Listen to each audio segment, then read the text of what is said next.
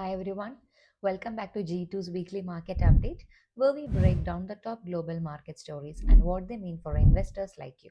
Let's dive straight in. Starting with the United States. Markets ended mixed this week in what was otherwise a quieter stretch ahead of Labor Day. The Dow briefly touched fresh record highs before easing back, while small caps continued to outperform the broader market. Nvidia's results once again reassured investors that AI demand remains robust, keeping the tech rally alive. But politics created headwinds. President Trump's unexpected move to dismiss Fed Governor Lisa Cook rattled markets, raising fresh questions about central bank independence. Meanwhile, the Fed's policy outlook continues to shift dovish. Governor Waller reiterated his call for a September rate cut, and markets are now pricing in 2 to 3 more reductions over the next 6 months as growth moderates. On the data front, July's core PCE inflation stayed steady at 0.3% month on month, keeping annual inflation at 2.6%. GDP for quarter 2 was revised upward to 3.3%, highlighting resilience, while jobless claims came in stronger than expected. Consumer confidence, however, slipped to its lowest level since early spring, a reminder that higher borrowing costs are still weighing on households.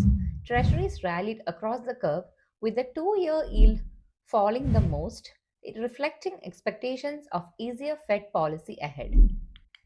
Over to Europe. It was a difficult week for European equities. The STOXX 600 fell nearly 2% as political uncertainty in France, escalating tariff threats, and stalled peace talks in Ukraine pressured sentiment. ECB minutes revealed an ongoing divide. Some policymakers highlighted falling producer prices and easing supply chains as reasons to start considering rate cuts. Others stressed that volatile energy prices, a weaker euro, and wage growth could easily reignite inflation. Fresh inflation data reinforced those concerns. Germany saw consumer prices climb 2.4% year on year in August, while Spain's inflation rose to 2.6%, both higher than expected.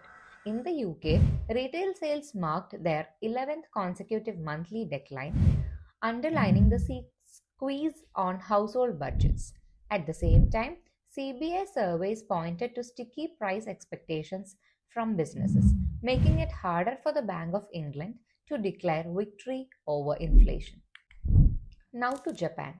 Japanese markets were mixed this week, with the Nikkei posting modest gains while the broader topic slipped slightly. Bond markets remain in focus. Yields on 10-year JGB held near 17 near highs at 1.61% as traders increasingly expect further tightening from the Bank of Japan. Inflation in Tokyo came in at 2.5% year on year, still above target, while unemployment fell to its lowest since 2019. However, industrial output disappointed, contracting in July, reflecting weak global demand and ongoing supply constraints. The yen was steady at around 146 against the dollar as markets weigh the likelihood of Bank of Japan action later this year. And finally, China. Mainland Chinese stocks extended their impressive August rally, with the CSI 300 climbing nearly 3% this week and now up to 10% for the month. The Shanghai Composite also gained, while Hong Kong's Hang Seng followed with more modest strength.